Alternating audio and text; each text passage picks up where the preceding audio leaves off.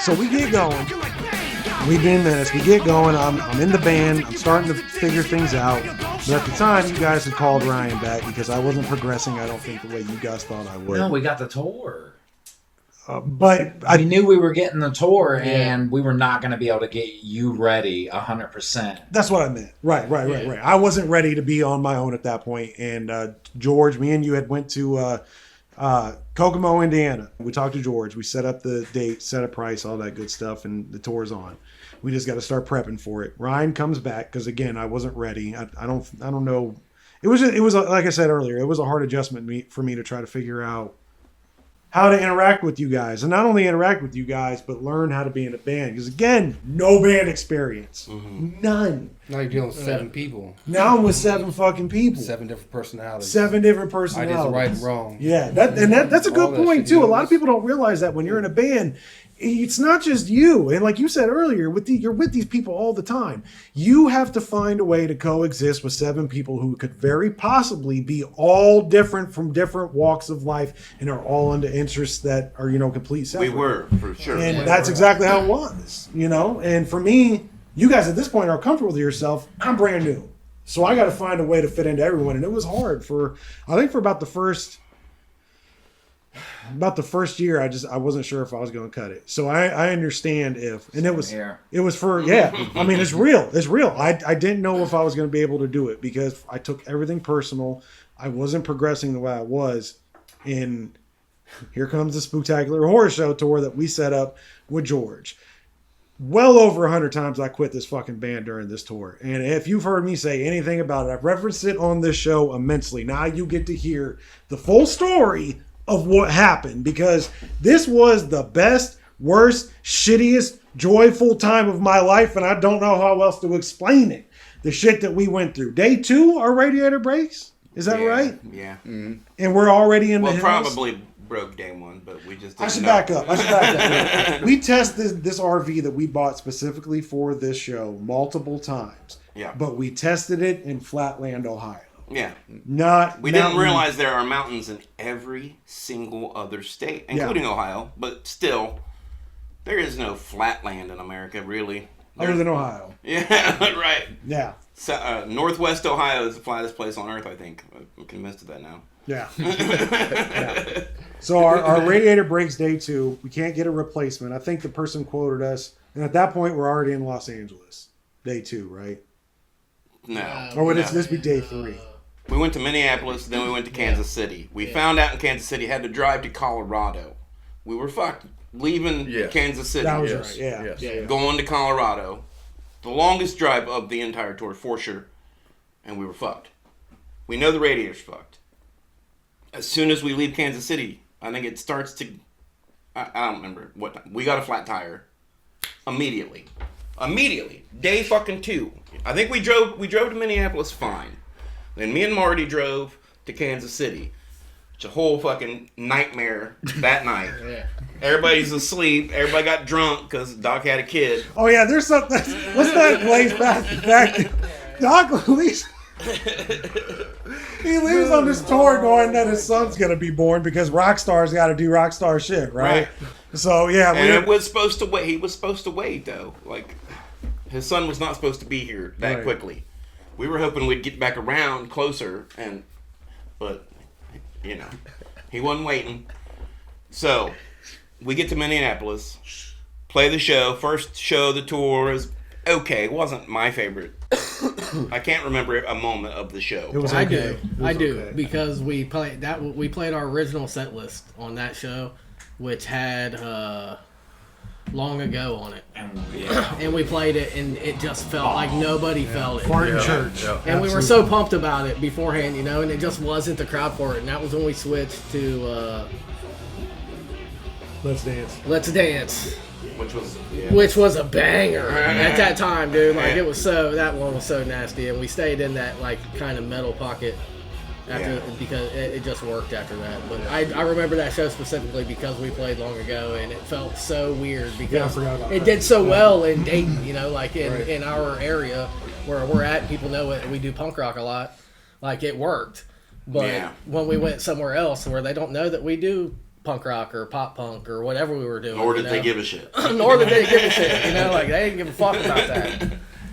But we hit them with the Let's Dance. But yeah, and then we knew, like, we were like, yeah, this is our pocket for this 30 some odd days coming up. So we drive to Kansas City. Probably when the radiator broke. It was dark. It was only me and Marty. I wasn't supposed to drive at all. It was supposed to be Ruck driving the whole time. Which failed. Other thing. He drove one time? He was a hell of a merch guy. Yeah. You know what I'm saying? Who was it? Ruck. Fucking. He drove one time total, and it was only for like 4 hours. I was sitting beside. Worked. Yeah. That merch table. Absolutely. I remember sitting beside him. I'm sitting beside him, and he was like speeding up and then slowing down, and speeding up and slowing down. And I'm like looking back at Marty. I'm like, I think this motherfucker is passing out. So I stopped him, and I pretty much drove after that. He would drive maybe an hour. Out of paranoia. Yeah. I mean, how do you sleep when you know that's happening? Yeah. Anyway, I remember driving that night because there was no road.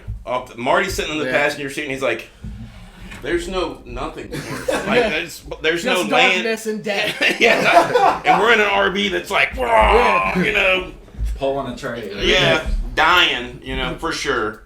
But that radiator probably broke that night, really. Yeah. Because we didn't stop. We just drove straight through, and we were leaving.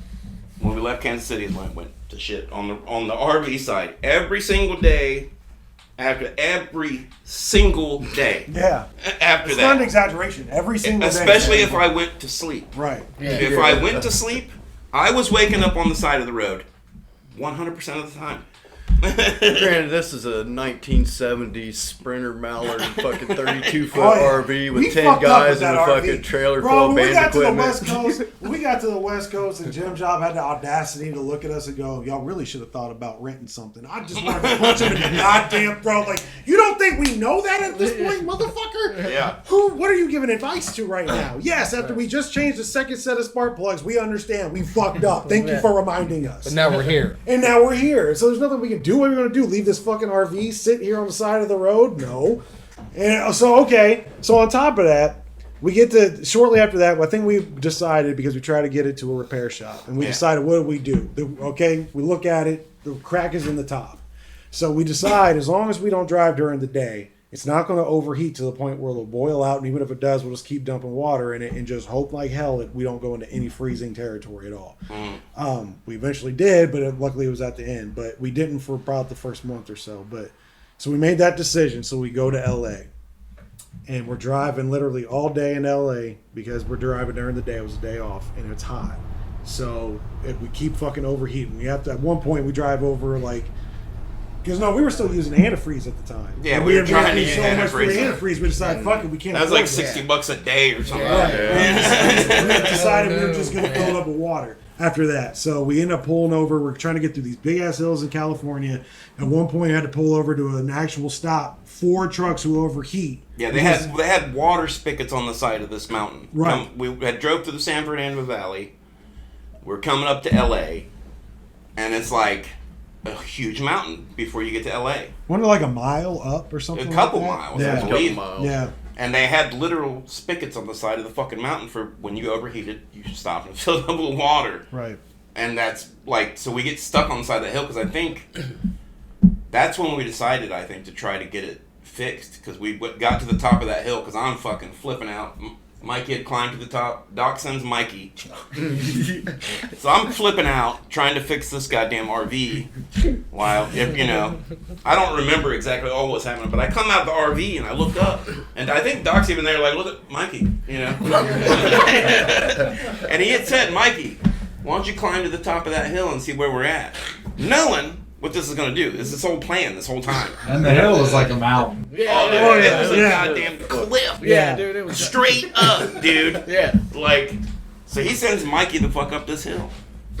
And Mikey starts going up there. Oh, yeah. Mikey not only starts going up the hill, He got up there. 45 minutes climb up there. Okay? Determination. Like, I come out and I look up and I'm like, I start screaming, dude. Mikey! What the fuck are you? I was just laughing my ass Yeah, he's off. curled over on the side of the highway because he's planned this out. Oh my god! I guess bored at this point and wants to just fucking enrage me. Because we're not going through enough chaos as it is. Let's fuck with Jason. See Mikey up the mountain. If we can even this out a little bit, we'll throw Mikey in the mix. But yeah, I lost. figured we needed to get our bearings. Yeah, We need to figure it out. I lost my mind right there. Like, I'm gonna kill Mikey right here on the side of the fucking road. I start screaming. I'm like I'm his dad. Like, get the fuck down here, you know. I think I'd just gotten it cooled off enough, and I'm like, we're gonna jump in this motherfucker and run the rest of the way up this hill. Mikey was up I come out, and Mikey's halfway up a fucking 45-minute climb on a mountain. You know what I'm saying?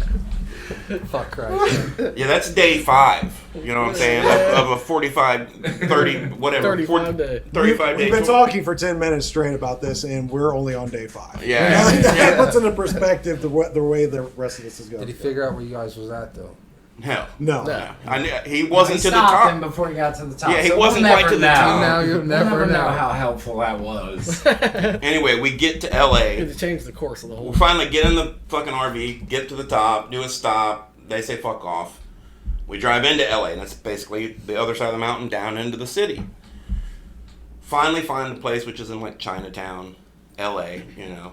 Pull in there. They lock us into the parking lot of the venue. And, I mean, there's all kinds of little stories even happen there, but they all end up taking acid. I mostly remember, I ended up barricading myself in the back of the RV. Yeah, he did too. Like, He literally did. built a wall. Yeah, built Like, a fuck wall. all y'all, I'm going to sleep. I hadn't slept for 5 days. You made it about 2 hours before I crashed through that fucking wall of luggage. Yeah. Jason, Listen, get the fuck up. Huh? Yeah. but I stayed sober that night. They all, again, there's probably 20 stories. They, you know. Hey, Jack, tell the story of you guys going to the art show. Oh, same night. Inside, yeah. That's what I was doing. So Yeah. we was able to get, it was me and Ruckus, and I think Thomas was with us. We was able to get into the venue. The owner let us come in. They were doing like a dubstep night with like glow paint. It was all Asians. Yeah. It got pretty intense. And we ended up getting kicked out. Yeah, so this piece of shit fucking owner, who was a typical LA owner who he had to prove something to everybody. Like, he had to prove that he was the shit to everybody. So he pulls, I think we go upstairs to look at the venue. Yeah. And the dude was walking us around, showing us to us. He's like, hey, you guys need something to eat? We're like, yeah, sure, we'll take something to eat, just being super cool. And then we go down. Ruckus goes up to check it out. He starts talking to somebody who's like, yeah, you guys can come up here and look at the Hollywood sign anytime you want. And Ruckus was like, fuck yeah. So he goes and gets us. We're back at the RV getting dressed and changed and shit. Ruckus comes and gets us and goes, you guys got to see this upstairs. This dude said we have access to it all we want. So we start, like, all right, cool. We start going up. And here comes the original club owner who was asking us if we want food. Starts seeing us walk up. He goes, hey! Hey! We're like, what the fuck is... He goes, yeah, all right, y'all got to get out. And we're like, what the fuck? I think what happened was he thought we were somebody else. And we were walking up there because, again, we didn't get permission from this guy. We got permission from the other dude to go back up there. And I think the original club owner thought we were somebody else. And he had to show his ass now because he's a big shot LA club owner. Right. It's not his mistake. So, yeah, you guys got to get out and go to your RV. Well, Kicks us out of the venue. Yeah, we ended up having more issues after the show the next night. Once we did the show the next night. Yeah, I was getting to that. Yeah, so Shit show. it was a terrible show. That was one thing I learned, and you probably know this too from being, because you guys have been on the West Coast before. The cities you think that are going to do the best do the least for the underground. It was like that, except for Houston. Houston was the only night that the crowd actually showed up. But LA, both times I've been there, both when I was working with Twisted and when we performed there, the show sucked. There's something about that crowd. Yeah, there's something about that crowd where They the just show don't give a sucks. shit. They see They don't everything. care. You know what I'm Yeah. saying? They get everything out there. They don't give a fuck about underground rappers. Britney Spears lives right here. You know, they don't give a shit about us. So the show was terrible, and then we must have been at some kind of a union venue or something because the owner, the same dickhead owner, wouldn't let any of his dudes help us. We were there till 4 o'clock in the fucking morning because we had committed that night to helping Twisted load out because, again, the venue wouldn't help. Right. So we made the decision to play the political game and go, yeah, sure, we'll help you guys out. Yeah. And so we were there with them till 4 o'clock in the morning. And then what Jack was just referring to was the owner tried to tell us we couldn't there was a lift on the stairs. He tried to tell us we couldn't use the lift because he had to get garbage out at 4 o'clock in the morning. Just again showing his ball sack. And the sound guy, John Sustar, stops, and this is a very well connected dude even to this day in music, not underground music, in music. Like this dude works for some of the biggest bands. This culminated a relationship here. Yeah. And he looks at the owner and starts yelling at him. Do you remember exactly what he said? I don't remember exactly what he said, but I don't remember that happening. he wouldn't. The owner didn't want us touching Twisted's equipment. Oh, Menace to yeah. Sobriety. He didn't want us touching their equipment. And he was like, you know, these guys are on That's tour with right. us, fucking, and they'll touch anything they forgot. want on our trucks, you know, leave them the fuck alone, pretty much. Yeah, he was like, they can touch any fucking thing they want to touch. Yeah. And I was like, And when the trash thing happened, that's when John looked up and he says, "No, fuck your trash. You are not helping us at all. It's 4 o'clock in the morning.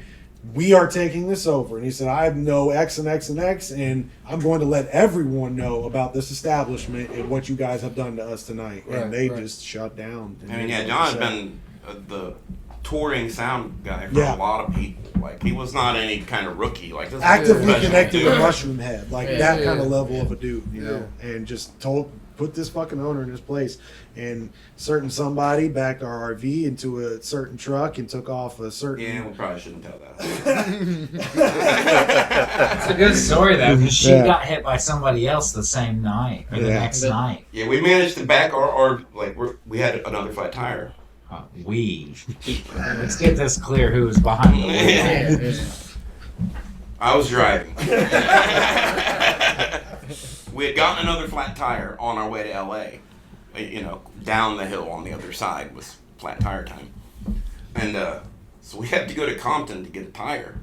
But I'm backing out, and we're in this gated, walled up club with an RV with a trailer, and we, for some reason, couldn't take the trailer off or something. Maybe we didn't have the trailer. I don't remember. We had a trailer. We had a trailer. Because we were pulling out. Yeah, so I back up, and I It look. was detached though. Yeah. Anyway, I back up and I look passenger side, and I'm backing into this woman's car, just on it, like it's already happened. Crushing it. Yeah. Like, yeah. That's all I Just remember. mash and mash. So- And that was the first day. Think of if I took this can and crushed it together, the sound that would make. That's the Yeah. sound this RV made against this woman's truck. Yeah. Full disclosure, my first instinct, well, I put it in drive and we drove away. Yeah. I couldn't believe it. We talked about it for about We are 7 fucking seconds. doomed. We were like, "What should we just go? Should Just what? I mean- Yeah, All so right, let's go." we go to Compton, get our tire changed. Yeah. Day 6. This is day 6. We're terrible people. Somebody had hit her No. the day prior to that. No. The next day. We're in day the- of It was show. the next day. Yeah, the night of the show. The night of the show. She comes, like, we're sitting in the RV, because at this point, I'm not leaving the RV when we get back. We play the show, I go back to the RV, I'm waiting till the show's over. We're harboring a fugitive. We're fucking RV, basically. Yeah. So I watch another car back right into her. Just nails her again. You know what I'm saying? That's her fault at this point. Yeah. Well, Two people do it. It's her Yeah. fault. this guy just drives away. I'm like, fuck it. I ain't hanging out for that. It's LA, dude. Yeah, apparently nobody in LA has No. insurance. So at the end of the night, I'm sitting there watching her. She walks out, doesn't even look at her fucking car, dude. And it's been mangled. Just walks up to it, opens the door, gets in, drives off. Don't give a fuck, She's dude. too tired to give a fuck. She's got all work. And I mangled her. She had a mangled car. that Yeah, day. it was close. Poor woman. Yeah, she didn't give a fuck though. Somebody had mentioned to me that night it happens to her all the time because of where she was parking. Yeah. So her car had been allegedly hit multiple times. They got fucked up when the Menace was there. Yeah, it Yeah, did. yeah, for sure. And then we have situations, and again, we're only in our first week at this point. Yeah. So we continue to go on down further into the Midwest, down in, I think we are all finally, everything was going right. We finally had a night where everything was going right, and nothing had broken down. Doc was driving, and him and Rich. Oh my god. Him and Rich were having a great time. We was I going to remember Houston. Going to Houston. And next thing I know, I hear we've talked about the infamous bro already. Yeah. I'm And me waiting- going to sleep Not a good thing. Yeah. I hear this before everyone else because I ended up sleeping on, okay, you know how RVs have a table that fold over? Yeah. That was my place to sleep. And everybody kept thinking I was bogarting it, but I'm like, nah, I'm the only person big enough to appreciate this spot. So that night, somebody had made me get off that spot. Yeah, right. Somebody had made me get off that spot, so I was like, okay, I'll be gone tomorrow. It'll be fine, because it was a shitty bed, but I was okay with it because of my size. So I was sleeping on the floor, so my ear is right to the door. And I just hear, bro, Rich, bro. I just put fucking water in the oil tank. And I'm just sitting there laying on the ground, I'm like, yep, that sounds about right. Hold on. Go ahead, yeah, you tell from your perspective. That's just what I heard. So, Jason hadn't slept in like days. Yeah. Yes, that's right. And, you know, I'm a singer. There's not a lot asked of me besides going up there and singing. And I was like, I'm going to drive tonight. And then as I'm driving, so that way Jason can get some rest. Yeah. And as I'm driving And I was through the sleeping desert for It was a very peaceful night. Yeah. Yeah, we eventually had to stop because of the damn radiator and to get gas. And we roll into this gas station. And in my defense, the radiator and the oil have very similar looking spots They're beside each other. right like It's the this. same cap. Well, that was it, dude. The caps were exactly Yeah, the the same. We had cap lost another cap on we, so we had to buy a cap. Yes. Yeah. Yeah. And so But they it were the was- same cap. Yes. Yeah. And it was, so I filled up water, like a couple gallons. I'm just pouring away. And Marty, I'll never forget this. Marty walks up to me and goes, "Oh no." I have no experience with this RV at all. And I've been And as soon as he says it, I just stop and pull down. And I'm like, what? He's like, I think that might be the oil. And it And I'm was. like, no. Yeah. Yeah, it was. So I had to go wake everybody, well, Jason and Rich up. I didn't want to wake Jason up, but it was so funny because it's like I go in there trying to get Rich up. And I'm like, I need you to do an oil change right here at this gas station. At this pump. Right now, in the middle of the desert, you have to do an oil change right now. We're dead in the water.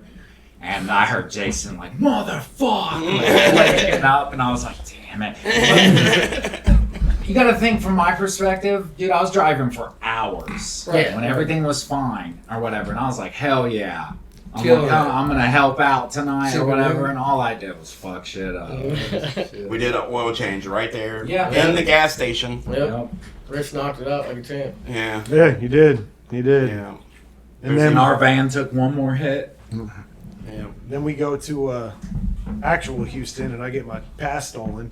Bro, okay, so we're in. Forgot about that too. Yeah, we finally get to Houston, and we're hungry. I know exactly who the fuck did it. This couple was there, and they were bringing us food, bringing us being the tour food. And Twisted never take food.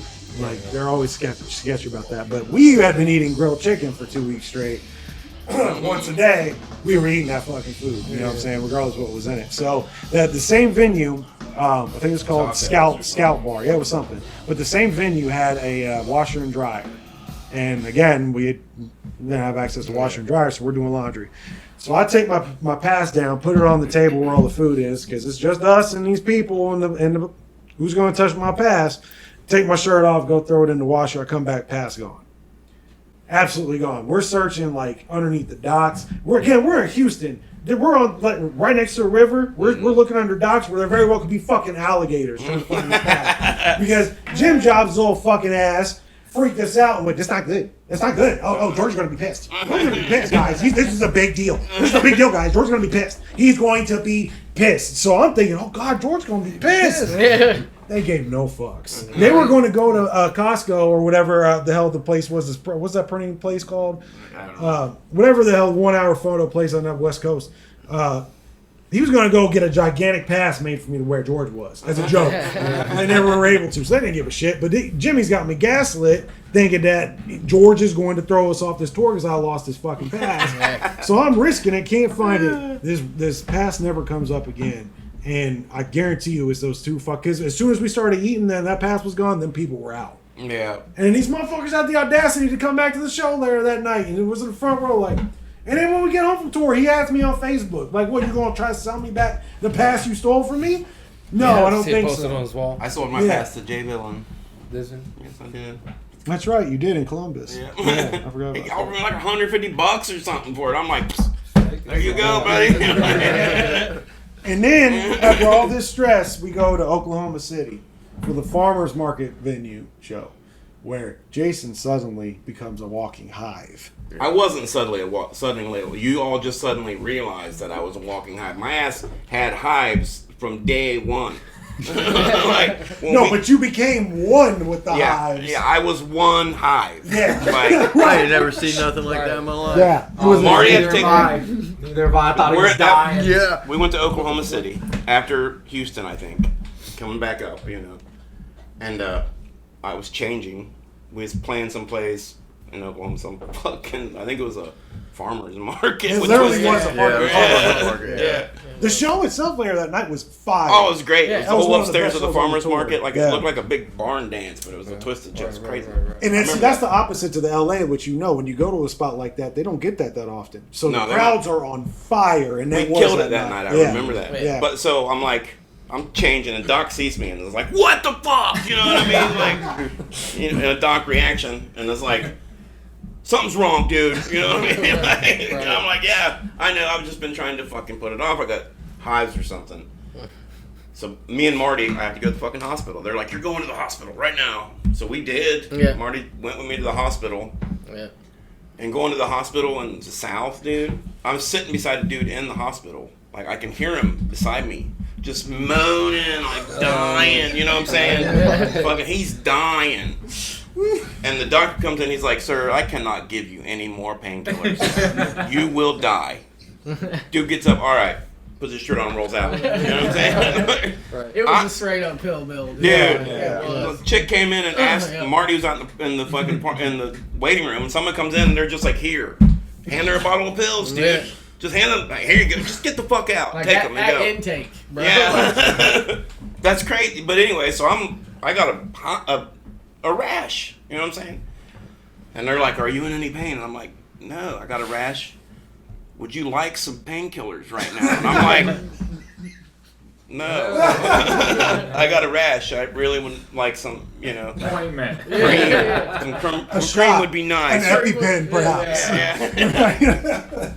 I regretted that later. When me and Marty got to the pharmacy, I'm like, "Damn. Okay. Yeah, I could have got something, for sure." But I was just like, "Fix this." Literally, they gave me fucking steroids and fucking some cream, and a week later I was okay, but... Bro, but it was crazy. It was scary. It dude. looked like he was dying. Like he had some kind of bacterial disease that was just going to consume Too him much. completely. Yeah. And I remember it was it was a holiday, and nobody but the banks were open. Because I think my now wife sent me $100, and I had to cash it. So I remember walking through Oklahoma City. He's been going to the hospital. We would get our asses handed to us nonstop. I remember walking through, remember them old 80s movies where it's like just this one depressed guy walking through an empty city? That's what it fucking felt like. Like, it's over, man. This shit's done. 8 days in. Jason's dead. He's going to be... having to go, like, you remember in Star Wars where Luke is in the back of the tank? That's going to be Jason because the rash is that bad from the stress. He's dead. And just walking through this empty city, and then I get back, and then some cool shit started to happen after that night. Because, again, that show, I remember you asked me, because I wasn't tired, but I didn't shave that day. I just had a fucking beanie on. And I remember I must have had the look of defeat in my fucking eyes. And you walk up to me and go, "You all right, man?" And I knew I must have looked depressed because you don't, I'm not saying this in a negative way, but we all know what I mean. You don't ask. Right. Unless you absolutely have to because you recognize when somebody's that fucked up. Mm-hmm. And you could see it in my eyes, like, you all right, man? And I lied. I was like, yeah, man, I'm just tired. But in my head, I was like, this has been the worst experience of my life. Day 8 of 31. Yeah. We all felt the same. Yeah. But we get up Except on... before we were making a lot of money, and I was like, but it's working. Right, yeah. And we were making fans. But I remember getting on stage that night, and the crowd's energy literally re-energized me. And we always ended with homies because we asked them if it was okay. And we always ended with homies. And I remember before we got on the stage, I was like, I just want to stop and thank y'all because I was almost dead walking onto here, and now I feel like a brand new man. That's what made it work. Yeah. All this shit. There was a lot of shows like that. All this shit that we went through. A good show. Made it all work. Made it all work. Every little fucking iota of what we went through. That's what made it work. Yeah, that was day 8. You know what I'm saying? Right, day 8, dude. Yeah. 35 days. Yeah. You know. And this is when we started hitting some real cool shows. We were in Salt Lake City. The complex, bro. This was a legit venue. We had our name on a door. We got access. This There woman. was a shower in there. This woman greets me as I'm walking into the venue with the iPad and goes, "How many towels you need?" I said, "For what?" She goes, "For your shower." And I'm like, "Oh." And we were fed that night, and the crowd. Oh God, it was one of the best shows of the tour. After that was Tempe, Arizona, at the Marquee. No, it wasn't Marquee. Yeah, it was Marquee Theater, the fucking arena that we were in. I remember getting on stage like, ain't no way we're filming this bitch. Nope, when we were on stage, all the way to the back. Like, those were the shows that when I started thinking, I mean, granted, those times are funny as fuck now, but I remember the frustration. Those were the ones that were like, yeah, this is why we're out here right now. Absolutely. You know, those were the ones I remember. We had a string of good shows, and still breaking down every day. Got towed into a show in Virginia, like literally On a tow truck. On a tow truck. The band is in the RV. I'm in the driver's seat in the passenger seat with Rich in the back with a tow truck driver from Virginia who was clearly a racist. You know what I'm saying? With our black guitarist. Yeah. Rich is in the back, and these guys are all in the RV. Hiding, because we wasn't supposed to have anybody in the RV when we was getting towed. Right. And this is a pickup truck RV hauling our RV, you know what I'm saying? So he went off the road, dude. Like we hit a traffic jam. He couldn't stop because it was lifting up off the back so much. Went off down into the ditch, came up. They're all in the back. Yeah, it was crazy. Nice. So that was just, another one of the days. We get to Philadelphia, which was getting closer to the end, really. Like, yeah. It's on the tail end. Second, third of the tour, It was, as soon as we get there, there's no place to park. It's Philadelphia. Chinatown, Philadelphia. You can't park anywhere. You can't go anywhere. Like, small streets. Yeah, one-way streets everywhere. So Twisted didn't secure parking for us like they had that. No, there was no parking anywhere. None. So I would go past the venue. I see a parking lot. I pulled in that parking lot and was like, "Fuck them." You know what I'm saying? This is where we're going. I'm done driving. Time out. This is where I must insert. So one thing I forgot to mention was they made me the de facto tour manager. Yeah, I was going to ask you that as a question in a little while, actually. So while we're all going through normal band shit, I get to handle fun situations like this one, to where they park overnight in a downtown Philadelphia garage, and a very angry Arab knocking on our fucking door first thing in the morning. And what does Marty go? "Jay, he's out there for you." No. I bet I did. What Jay doesn't know is I had told him to fuck off already. Like, he came to me like when we pulled in there, and "You can't park here, blah blah blah." And I'm like, "I'm gonna fuck you," and shut the door. You know what I'm saying? He was saying shit through the window to me. I'm like, "I am not your dude. I don't know what you need." That's what I wake up to, is them waking me up. And to be honest, I had heard them arguing a couple of times. But at that point, I'm like, I handle every single difficult person every single night. They got this. Yeah. And no, they did not. They came and got me. And I get off the bus. I'm like, "Listen, man. Tour manager," I think at this point it's like 11 o'clock. Tour manager's still asleep. They wake up at noon every day because we knew their schedule at this point. They wake up at noon every day. When he gets off, I will contact you. 11:30, he's knocking on the door again. And I look like, "Yeah, what is my money?" And doing it like, "What time is it?" It's 11:30. Now, what time did I say? Noon. walked the fuck back. He was, dude. Yeah. Straight went gangster. Because at that point, I was just so. I mean, again, we had been getting our asses kicked. I had no fucks left in me to give, and I'm not damn sure not going to take it from this dude. So I go and get George. He ends up paying our parking for the day. Props to him. He didn't really have to do that, but at the same time, I think he recognized they did not secure parking for us to begin with, like they were supposed to. Right. So they bit the bullet on that one. So that part was finished, and I think the rest of the day should be simple. Never was simple day. I pass it back over to Jason. So, first thing. With the smell. Oh, yeah. Well, we're in an alley of Chinatown. We've been to every Chinatown. You've probably been to some Chinatowns with us. They ain't the cleanest areas of the city ever. They at least don't smell it. Yeah. And so we're in this alley, dude. I get out. It's me, Thomas, somebody else. Probably Marty. Marty always seemed to be there, or Jack. One of those two was always there. Yeah. And I got to go to the bathroom. You know what I'm saying? There's no RV bathroom. So I'm going to go find one. We start walking down this alley. Dead rats. Food. Just the most disgusting place on earth. I get to the end of the alley. I look down. I'm like, oh, that's a dead guy. Right there. You know? 5 minutes into this journey. You know? Like... And people are just stepping over him. Like he's not even there. Right. Yeah. And that blew my mind. That was a thing driving all over the country. There were so many homeless people that it was crazy.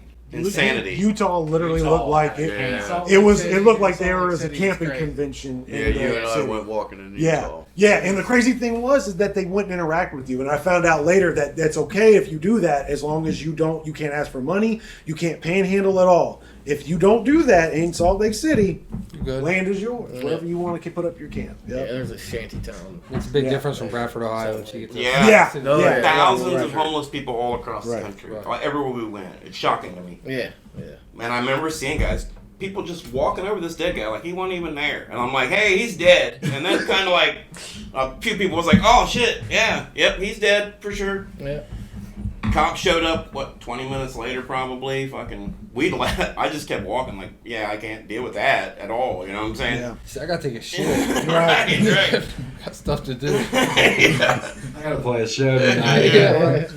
Fuck around with this. I had heard through the day that guy, all the homeless people stayed right there because they could buy the cooking wine for real cheap. It was like $2 for a bottle. So they panhandle all day and get the Chinese cooking wine because it was cheap right there. And he had drank himself a bunch of times and he froze to the ground because I remember looking down, he didn't have a leg. Like one of his legs was gone. I remember noticing that. And the venue owner or some person we dealt with that day was like, he had froze to the ground last year and so they had to cut his leg off. To get him off the ground. Yep. Like, whole different life for some people, you know. Yeah. Shocking. That's something else too. Seeing how people lived in, like you said, it ain't Bradford, it ain't Piqua. You know, it was weird for me because I'd been to Montana once when I was a high schooler, but that was only for like a week to stay with my aunt in Billings, so it didn't really like experience the West Coast. But going to Los Angeles, and there literally is helicopters flying all night in downtown Compton looking for people. Like seeing that shit in movies and realizing this was real, is a mind fuck because you don't watch Training Day the same anymore. Right, it's real. It's real. Yeah, that environment is legit. Or it was crazy being in Chinatown, and then we had the infamous. So somebody had the literal case of explosive diarrhea at this venue, and blew this toilet the fuck up on the inside of this venue where there's shit, literally, Dave, I'm not shitting you, watchers, viewers, I'm not shitting you, there was shit on the side of the wall. So if someone's asshole literally exploded, this would have been the result. Lex the Hexmaster takes a picture of this fucking mess and goes to the back alley where everyone's hanging out and goes, yo, y'all see what Jay did in his bathroom? For the rest of the 2 weeks of this tour, every stop we go to, anyone at all, he goes, hey, want to see a picture real quick what this did do to this bathroom in Philadelphia? For 2 weeks, fucks with me over this. Now, I got to say this, and I don't know if we'll watch this or not, but Lex became our fucking boy from that tour. I got so much love from him because we wouldn't have ate some days if it wasn't. 100%. If you're a underground rap fan or anything, like, let's say. Yeah. Give that man your ear. Yeah. He saved our ass multiple times. But, and a real but that person. shows, and a real person, yeah. But that shows you how close we got, where he was totally comfortable for the last 2 weeks. And fed us. Burning me. For days. Fed us for we days. still grilling, fed us. Yeah. For still days. grilling. Yeah, He would do this breaking the set where he go, we still wildin'. And at the very last night of the tour, he shouts us out on stage and goes, we still grilling, because that was our fucking thing. Yeah. Because he always fed us chicken. Yeah, we wouldn't. I have love eaten Lex. Sundays, I met some really great people on that tour for sure. Yeah. But Philadelphia, still to this day, I've got no desire to ever go back. Yeah. And just there's other venues, and I think this will be the last one, and we'll kind of talk about the end stuff here. But the weirdest venue was Worcester, Massachusetts. We talk about this a lot. This was a convention called Rock and Shock, which stopped, I think, 2 years ago. And there would be a convention in an actual stadium during the day. Really cool convention. Really cool horror convention. Yeah. And then there would be a concert later that night. And they did this for decades. And Twisted was the one stop that we were on for that one night. I think it was night 2 of the convention. But I remember we walked into the convention because our pass got us in. We were like walked in and like there's Phil Insomno and Pantera singers Jason there. Voorhees. Who was it? Bill whatever from House with 1,000 Corpses. Bill Mosley was there. Yeah, Mosley was there. Because he was the one person I was like, Yeah, I'm going to talk they to gotta him. say they literally just standing there. That's the only time I've seen him stand there and go, whoa. I went and talked to him. Like, I never fanned out on anybody ever. And I was like, I'm going to talk to that dude right now. Right. My first thought was, wow, Kane Hodder's really fucking short. Yeah. I didn't realize, like, I'm taller than Jason. That's fucking wild. But It's rockstar stats at this point. Yeah, right. It's awesome. so we're feeling good about that, and we get on stage, and the house is packed. And me and Doc both, Jason says he could hear it. Me and Doc both, I'm sure Ryan, couldn't hear the fucking crowd. Because the way that this venue was set up, it was an old theater, you can tell, where they used to do ragtime Super shows. tall. Super tall. So not real long, but it went up for a while. I think there was like, what, 3 floors, 3 other floors, Yeah, something like there was that? definitely balcony people and then like, whatever they call them, theaters, theaters, box seats. Whatever. Right. So, but we're like doing our normal thing to the crowd, and we see mouths are opening. Yeah. Can't hear shit because everything's going up. It's very similar. If you've been to Agora in Cleveland, very similar to that kind of a setup. So, and it fucked us up hardcore. You said it fucked you up too, right? But the crowd was going I wild. don't- They just couldn't hear it. Yeah. My eyes, I can't see very well when lights are shining in them. So like I can't see how they're reacting or hear how they're reacting, and it's the most awkward And you're trying to rock the fuck out. Yeah. Right. 25 minutes or whatever I was up there, dude. It was just terrible. And we were beforehand thinking, like, this is going to be amazing. Look at this place. Yeah. Like, It after was the amazing. convention. It was. Yeah, it was. But Yeah. it was a very weird. Worcester, Massachusetts. The cool thing about that for like me was that was the one time that we actually had stagehands Yeah. provided by Yeah. the venue, so Yeah, I was yeah. actually able Yeah. to sit up in like the theater box seats and actually watch them perform. I didn't have to worry about Day off work, doing anything. motherfucker. Yeah. Day 32. Yeah. Yeah, Jack worked real hard. We all worked real fucking hard on that tour. We helped Twisted probably every night. Like, break down that stage, load it up. Like, Yeah, after LA, I mean, it was pretty much. we was did one everything team. for 'em. You know what I'm saying? It was Yeah. all one fucking team. Right. Get to the next fucking town, do the show, tear it down, go. And then we get to the end, and I remember this was in Sauget, Illinois, which is just north. It's actually right outside of St. Louis intentionally because there's a different tax bracket between Illinois and Missouri. And drinking laws. And training laws are different. This club is called Pops. It's a legendary club. People play there still to this day all the time. It's a 24/7 bar. And it's a venue at night, but when the venue closes from whatever 11 o'clock at night until the next show, it's a bar. It's open 24/7. It's crazy. The Last day of tour, you can Last day imagine. of tour. After getting our asses whooped, Twisted's drummer Sean had a big ass jar of apple pie moonshine. I think you brought one, right? Or somebody else brought one? Nah, it was the bassist for Psycho Stick. That was it. Yeah, basis he, for Psycho he brought, Six there. he Yeah. had brought some apple pie moonshine. Yeah, so we had multiple Was things that of alcohol. Frodo? Yeah, Yeah, because it was you and I that was hanging out back with him. Yeah. yeah. Doc and me and fucking everybody just starts to decide to get annihilated. That's the only time I've seen him that drunk. Still to this day, I've never seen him that Me and drunk. Doc got real fucking Yeah. drunk. It's all jail. Destroyed. But the Because one we did it. Yeah. I remember saying, We broke down every single every single day. Every single day. And I'm over different stuff, and some things that just kept reoccurring and happening. Yeah. The radiator was always there for when everything else was going well. The It was in radiator their was going to pocket. fuck us every day, no matter what. Yeah. So we were always dealing with that plus other stuff Yeah, happening. starters. And Tires. We're done. Serpentine, not serpentine belt. The not serpentine belt. Yeah. That's Jack had to ride that Yeah. bicycle, Yeah. and it was Let me flat. tell that story for 1 second. Okay, yeah, we'll go back to Serpentine Bell. Go ahead. So we're in New York, and You We were blew proper, it. you're in a city? no, No, we're out some in the- fucking upstate New York. Yeah. Somewhere. I don't remember the town. Canandaigua. It was a really Canandaigua. Yep, that's Yeah. it. Yeah. It was a really nice. It place. was. Yeah, It a bunch of Great monster show. at the show. Yeah. I remember that too. Case is a monster, but we blow the serpentine belt, and I'm sleeping. So fucking, they apparently had this debate with Richard, fucking Rich Freeman, big rich fucking motherfucker. when he thinks he's right, Yeah. you ain't never convincing him otherwise. You can show him proof of a dead body, and he goes, "Nah, bro, you can tell him Still breathing, man. still breathing." So he convinces them that it's not a serpentine belt because it doesn't serpentine through the motor. It just is a continuous belt. But it's a serpentine belt. When you go to buy it at the store, It's a serpentine. called a Yeah. serpentine Yeah. belt. Right. So they ride all the fucking way there in the rain on a bicycle with flat tires. It's like Swear. 45 minutes. It's not- Swear. And yeah. it's pouring. Pouring rain, flat tires. And they bring back the wrong fucking belt.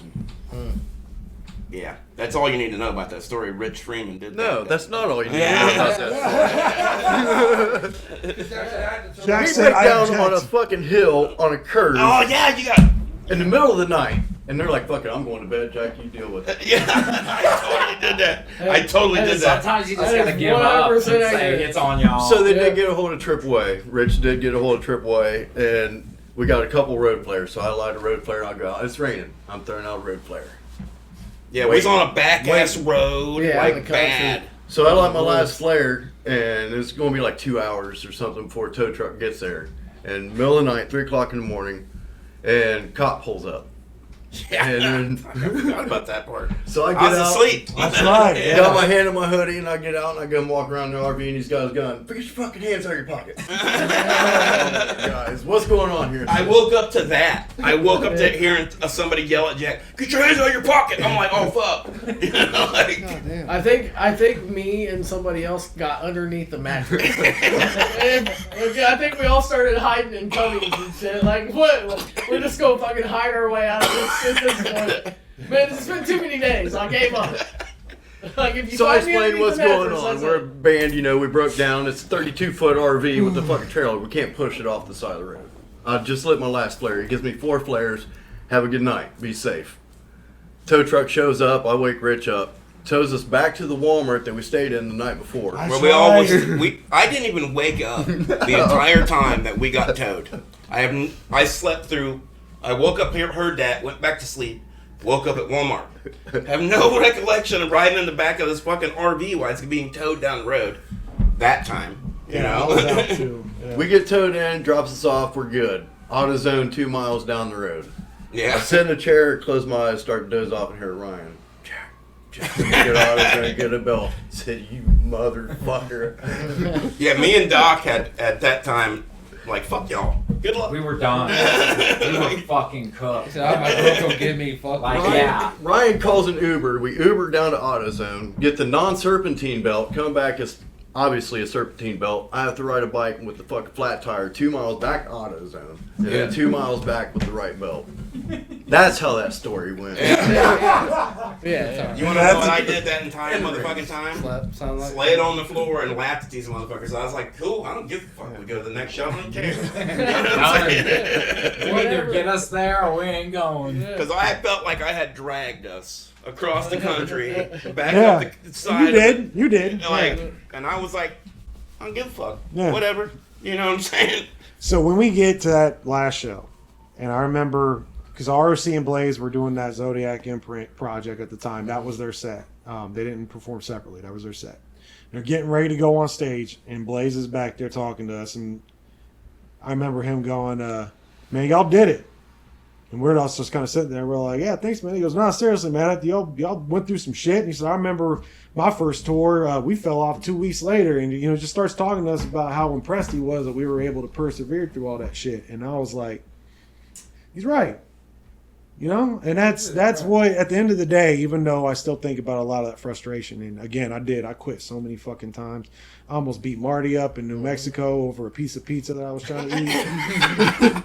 because look, I'm trying to eat. Again, tour manager, you know what these people are like. And I'm trying to eat a piece of pizza, and I decided that day, what? Remember the time me and you got all that food and we didn't say All right, we'll revisit that because I don't think we are. Did you ever tell them about that? I know. I've never heard that. I've heard this. We fucked y'all over. Yeah, I've heard No, that. Okay, all right. we just got, right place, right time. Right. And There was no way to involve anybody. right place, else. right time. Decided collectively not to tell any of y'all. Not to do Not move. to do any Get of the that. food, eat as fast as possible. Yeah. So okay. All right. Yeah, we'll get to that. But all right. So yeah. New Mexico. I decided not to help the load out. I'm sitting there eating a piece of pizza while they're working, and Martin makes a comment about it. And I just sit there staring at him. It's like that, and he goes, "I'm just playing, Jack." That's why I let it go at that. But that was the same night Dustin almost got hit by. Well, no, Dustin did get hit by a car in New Mexico. Oh, yeah. Yeah. I thought that was green chili night or something. That was the same place, New Yeah, Mexico. yeah, Yeah, the because it was riot. all the the natives. riot. Yeah, there was almost a riot, and Dustin's out in the street going, everybody needs to, you want us back? You want us back? You need to stop. And a car just goes, bam, and clips him in the leg. You Yeah. know Dustin, he's a walking tree. So he got right back up like it was nothing. He had no issue, I don't think. Did he? Afterwards? Yeah, I don't think so. So he was cool. But yeah, that was a crazy town. So where was that? It was like a sports bar type of place. Me and you were doing Illinois. something. Was it Illinois? Yeah, it would have been Illinois. That was the place I had the Had full the, table in the green room, right? Had the walk-in shower in the I back feel room. like there was Yeah. one person that walked in on us and we got them involved. I think so. But either way it goes, we were at a venue and we were I both remember hungry as feeling fuck. something. We were the last two out the door. We were the There last was, two like, out the door. nobody in the venue, and we were about to leave. Yeah. And this owner or promoter, I don't know who. I He think was the owner, yeah. He's like, you guys want anything to eat? Blah blah blah, whatever. We're like, oh my god, yeah, like starving, and fucking. We got none of y'all. we were like, we don't know what we can get, so let's what me and you can get. That was like kind of a theme throughout it though, like someone got a joint or something. You know what I'm saying? It was like, Oh yeah, we kept it don't from each tell other. nobody. It was like You know what I'm saying? we were prison inmates. Like one of us got something I'll we share didn't with you, share but it. you don't say shit. Right. Yeah, one of the greatest nights was the night we got towed into the fucking venue in Virginia and When fucking. M&E hooked us up. Oh again. yeah. Yeah. The cookies and They the bought us pizza a platter and of blunt. cookies. Oh. Yeah. Well, now again, somebody had given them it, Right. and Yeah, Twisted yeah. don't take food again, Right. like we were saying earlier. They gave me the. So we're not. They could have just tossed it, but again, them and the entire crowd that was in line waiting for the VIP saw this RV get towed into the fucking venue. It was It tears the place down. It dropped right there. It was a Monoxide's guy. Who was that? Matt. Matt Nips. Yeah, he was the one that gave us the cookies. Yeah. He collected all that stuff and he was like, "We thought you guys would like this," instead of just tossing it out. And we were like, "Fuck yeah!" I forgot about Matt Nips a little bit, but Yeah. he was really fucking nice. He was Monoxide's like, No, he's Blaze's cousin. okay, well, he was Yeah. like his personal assistant Right. on that fucking tour. Like, Right. Matty was a good dude. And that's tour life starting out, right? Shows a difference in a regional act, or well, I would say Menace is a national act because you have people bump to shit all over the place. But when it comes to the finances part and the logistics part, like it becomes a big Yeah, deal. it's all fun and Yeah. games until you're in there. There was Right. no great backstage parties, really. Some Right. great backstage times. But Yeah. Well, let's end it like this, because Well, hold on. Let me ask you a question before you end it. okay, So you, how deep were you into the band at this point by the time you hit tour? a year. Okay, so you were pretty much comfortable with everybody, and Not really. so how did you handle that? Coming into the group, you're still trying to adjust everybody. Now you're going on tour with some people you consider idols as well, right? Because you're a juggler from back in Yeah, the day, absolutely. right. Yeah. So yeah, this so was like, all new to this- Jay, really. right? I think. Some overwhelming shit. So now This is my first tour. right? Yeah, You're exactly. going to your first Right. tour with some people who are your idols, and you got to try to manage this shit with these motherfuckers. Right. How was that with you? I remember calling Leah day 3 and going, Day 3. and going, I don't think I can do this. Right. Like, and that was just, again, I'm an introvert, so being away, I didn't realize how much I would miss being away from home. And that is my biggest deciding factor of, I got offered jobs before in the past to go back on tours and I won't do it. Because that's where I learned I hated every second of fucking touring. And that's a problem when you're a musician who wants to, you know, but I hated every aspect of it because we were getting our asses kicked so hard, but I didn't have running water. I didn't have a constant bed to sleep in every single night. That was my bed. I missed my dog. I missed the comfort of working a job and getting a paycheck every week. Right. You know, I hated eating chicken every single day. Grilled chicken. But I just kept, to be completely honest, there were people rooting against me. Okay. A lot of people rooting against me. People that I had just stopped doing music with were rooting against me. Hoping you fucked up. Hoping that we would go home and we wouldn't make it. There were promoters at home that would talk shit about, oh, they'll be back 2 weeks. They were rooting against us. There was, I wouldn't let myself quit as long as they kept going. Because I knew I had to go and cross that finish line when we got home so I could look at everybody and go, fuck y'all, I did it. Right. Yeah. For sure. And I didn't give up. And then I love every second of it. Well, so you didn't have to tell you had to tell nobody about the tough times. You know? Yeah. As well. Right. You could just left it what it was, but you kept it real. Like, look, this was a motherfucker. We grind that shit out. Yeah. It's fucking hard. Yeah, I mean, like we talked about off air, somebody that's associated with these guys now in a different group whenever we get together, here's a brand new story. Like we didn't have time left on here to talk about the rest because this is a tiny portion of what we dealt with. Right. And you don't not build a certain kind of friendship, and it's weird because you cannot explain this to anybody who hasn't been on tour with someone else to explain what that kind of survival brings you to as, you know, a friendship to the point where like I ain't got to see these guys for a minute for a year, and then the second I see them again, ain't no time change. Well, the same with Dave. Not a goddamn time change, you I feel know? the same with Dave. Exactly. Sure. Matter of fact, I don't think I saw you guys for about another year until I came out to hang out with a practice again last year. And then that went a whole year until we started playing in this, and it was like nothing fucking changed, and it never will. You know, and that's what makes all that bullshit worth it. So what I want to end with, Menace is a big part in a lot of people's lives, and it was a big impact on a lot of people's lives, and a lot of people love that shit. And it's hard for me to look at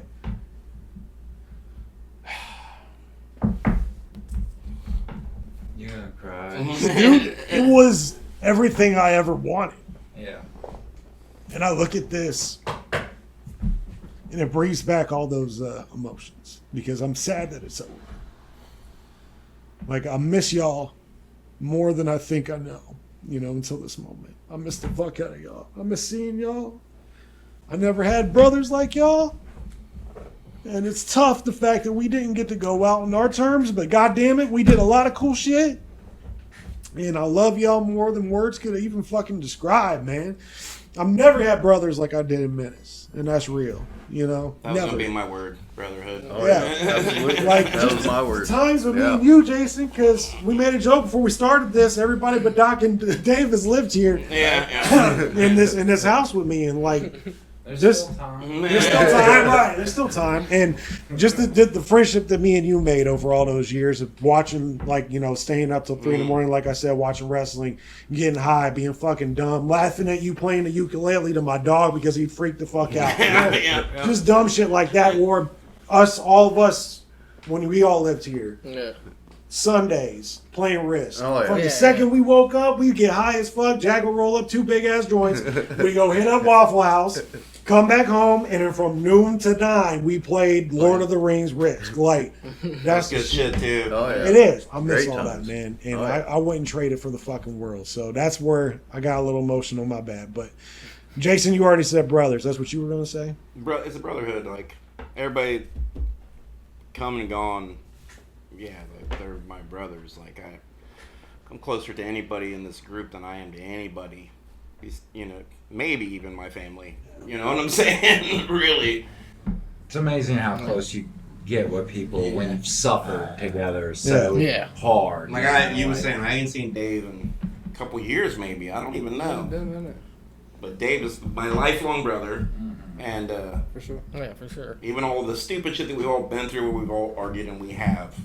Every single You one can't of not. us. Yeah, You can't not. yeah. It's family. It's But family. most guys do, like, I mean, you think about as long as we've been doing this, and like most people don't make this work with 3 or 4 dudes. Yeah. You know, like for Yeah. a couple of years. You know, like And weirdly, we went like, through a lot of people, but like even the majority of those people were still good friends of ours. you know, Right, like, yeah.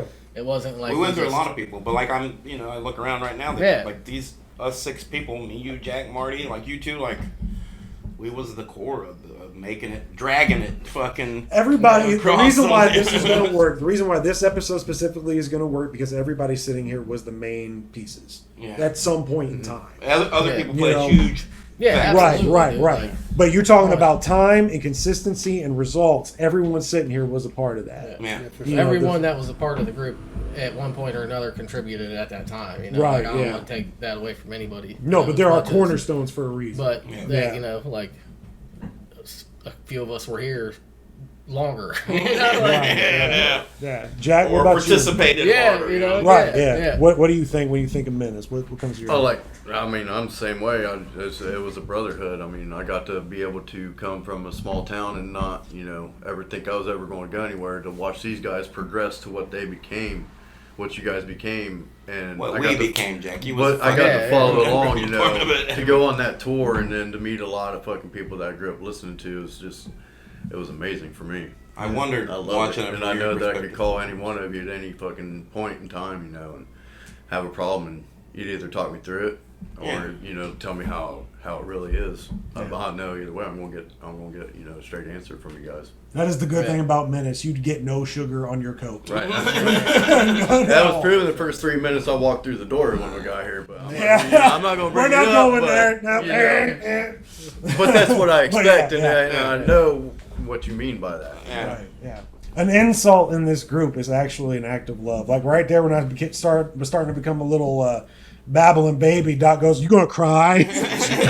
That's love right But there. that's him trying to get me to laugh, so I did. Right. I said it probably 12 times before I said it out loud. So I did show some restraint. Right, but and I it appreciate just- that. it was Yeah. okay. That's Right. real growth for Doc. Yeah, right, yeah. Yeah. Any other time it would have been, "Shut up, pussy." Dave, what about you, man? When you think of Menace, what comes to your head?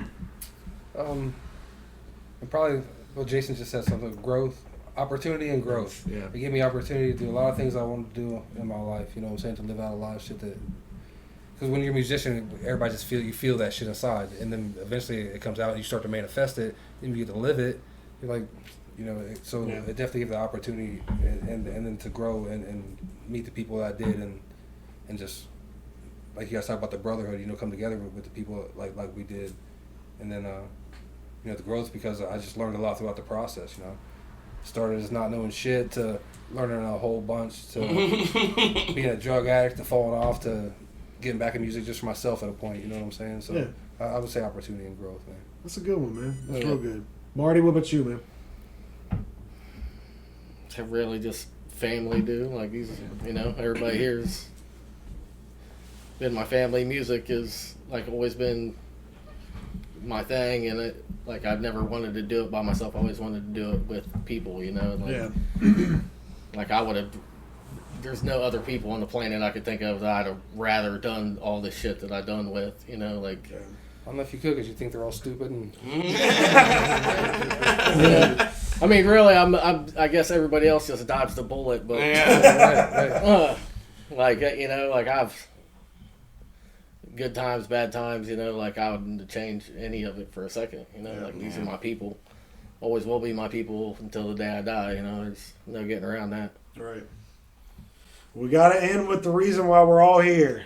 Doc motherfucking Watson, you were the starter. You were there from day one to the last one. What are your final thoughts on Menace to Sobriety? I mean, it was an experience, I'll never forget, or, like, it definitely made me, I think, who I am today.